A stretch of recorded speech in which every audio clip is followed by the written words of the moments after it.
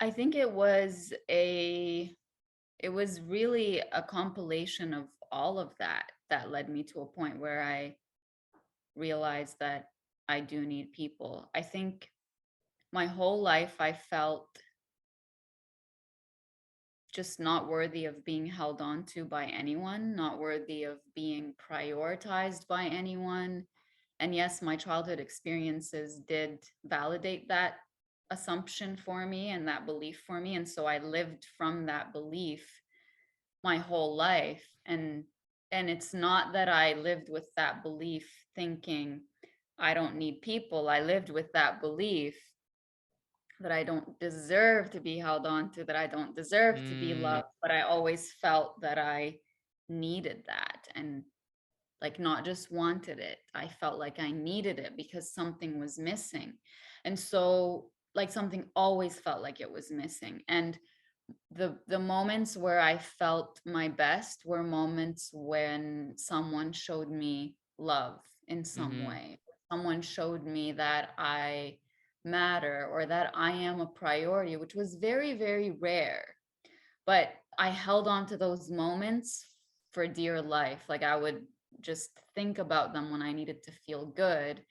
And when that pain of feeling like I wasn't important to anyone or I wasn't worthy of love became so excruciating, that's what led me to realizing that what I had been doing all my life was building my sense of who I am and my worth outside of me.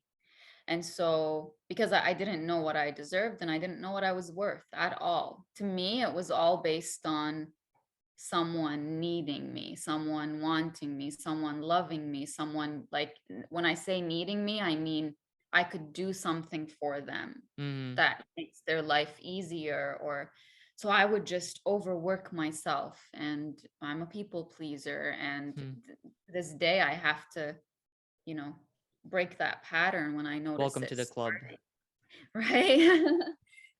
I feel like you would be that way too. So I have to actively stop myself and say, am I doing this? Or am I thinking about doing this out of wanting to prove to that person that I deserve their love or that I deserve something from them, or to prove to myself that I deserve something just because I feel like if I don't do, then I don't deserve. Mm, When it should be that way. So I have to stop myself and remind myself that yes, you do things for the people you love out of love. For sure, you do. Like, no one's going to, sometimes it happens, but nobody's going to just love you for you just existing and not being an active participant in their life in some way where it's like you're present with them, you see them, you hear them, you love them. So obviously those are core needs in any kind of relationship, not just romantic ones, but you don't have to constantly be overexerting yourself and putting that person as the number one priority in your life for you to deserve to be in their life. Like mm-hmm. that's what people pleasers do is they put that one person or maybe everyone ahead of them because they feel selfish if they put themselves first. So in Welcome Home, I talked about that in the self-love chapter where I say, I ask the person who's reading to reflect on who's your most loved one or who are your most loved people, two or three people, who are they? And I imagine what kind of place they have in your life. Now put yourself beside them because whether you like it or not, you should be your most loved one in your life. And it doesn't mean that you're full of yourself or that you're selfish. It just means that you will not treat yourself less than you would treat someone that you love. Mm-hmm. And so, what many of us do is we do that to ourselves and then expect the ones that we are loving to do the same in return. And when we don't, when they don't do that, we feel betrayed. We feel like, well, I've done all of this for you and I deserve that in return. But it's like, do you really feel that you deserve it? Because if you did feel like you deserved it, you would give it to yourself. You wouldn't wait on someone to give it to you. So, yeah, after coming to that realization that I didn't have a sense of who I was just constantly overexerting myself so that others would see me as worthy. But think, I didn't believe I was worthy. I didn't. Mm, I was waiting for someone to see me that way in hopes that them seeing me that way would mean that I am that way, mhm, worthy.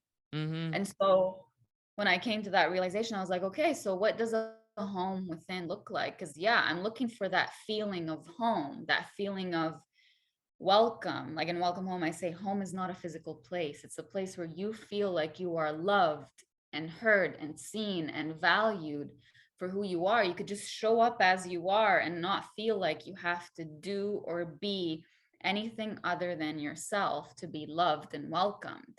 And so I'm like, so how do I do that for myself? How do I take that feeling that I'm hoping to find in others, not just in people, but also in my university degrees and in my career and in my, because that's, as long as I get there, that means I feel good, you know? mm, But mhm, but I don't feel good on my own. So how do I do that? So I started thinking, what are elements that we look for in other people, like love and forgiveness and compassion, and why don't I take those elements and have them within for myself, so that when I do need love, instead of going to someone to get that love, I come to myself first and say, what do you need right now? Is there mm, anything that you need to be doing to make yourself see that you deserve your own love? Like the love that you so easily give to others, you deserve it first. And if you're giving it to others at the expense of giving it to yourself, that's not love.